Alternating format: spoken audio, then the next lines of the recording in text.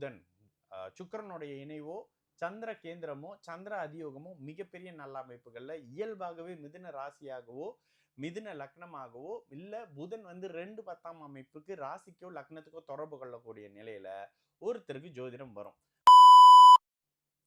வணக்கம், நான் உங்கள் விக்கி ப்ரோஸ். நமக்கு எண்கணித ஞானத்தையும் வேத ஜோதிட ஞானத்தையும் ஆன்மீக ஞானத்தையும் வழங்கிய அனைத்து குருமார்களுக்கும் நன்றி. என்ற அதே வேளையில் இது ஒரு ஜோதிட விளக்க வீடியோ விருப்பம் உள்ளவர்கள் தொடர்ந்து பார்க்கலாம்.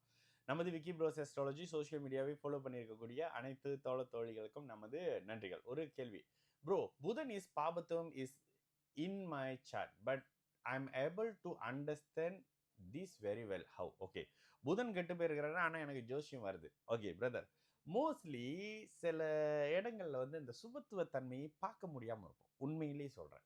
ஏன் அப்படின்னா, புதன் முதல் நிலையாக எப்பொழுது உங்களுக்கு ஜோதிட ஞானத்தை கொடுப்பார் அப்படின்னு கேட்டீங்கன்னா, இயல்பாகவே மிதுனத்துல இருக்குதுங்க ஜோதிடத்தினுடைய ஞானம். மிதுனம் அப்ப கன்னி இல்லையா? கன்னி வந்து படிக்கிறது, அறிவு, புத்திசாலித்தனம், கண்டுபிடிப்பு. இதுதான் கன்னி வீடு. மிதுன வீடு என்ன? ஞானம், யாரும் அறியாத விஷயங்கள். அப்போ இந்த இடத்துல முயற்சி, இந்த அமைப்புகள் காலபுருஷ தத்துவத்துக்கு 3ஆம் பாவகமாக இருக்கு. அது புதனுடைய வீடா இருக்கு.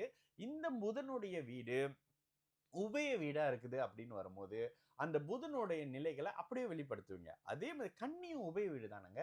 ஆனா கன்னி கண்டுபிடிக்கப்படக்கூடிய வீடு, கண்டுபிடிப்பு. கன்னி வந்து இன்வென்ஷன், கன்னி வானம், கன்னி வந்து ஸ்பேஸ் ரிலேட்டடானது. ஜோதிடம் வானம் சார்ந்தது இல்லையா? ஜோதிடம் ஞானம் சார்ந்தது. எக்யூப்மெண்ட்ஸ் எல்லாம் யூஸ் பண்ண மாட்டீங்க, இதெல்லாம் பார்க்க மாட்டீங்க, கணிப்பீங்க. கணிதம் சார்ந்த அமைப்புகள், ஞானத்தை, புத்திசாலித்தனத்தை யூஸ் பண்றது மிதுன வீடு. கன்னி வீடு படித்த ஞானத்தை வெளிப்படுத்துவது. ஓகேங்களா?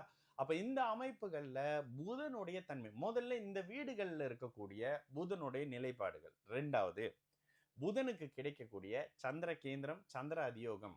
இதுக்கு அடுத்த நிலையாக குருவின் தொடர்பு பெறாத புதன் சுக்கிரனுடைய இணைவோ சந்திர கேந்திரமோ சந்திர அதியோகமோ மிகப்பெரிய நல்ல அமைப்புகள்ல இயல்பாகவே மிதுன ராசியாகவோ மிதுன லக்னமாகவோ இல்ல புதன் வந்து 2 10 அமைப்புக்கு ராசிக்கோ லக்னத்துக்கோ தொடர்பு கொள்ளக்கூடிய நிலையில ஒருத்தருக்கு ஜோதிடம் வரும்.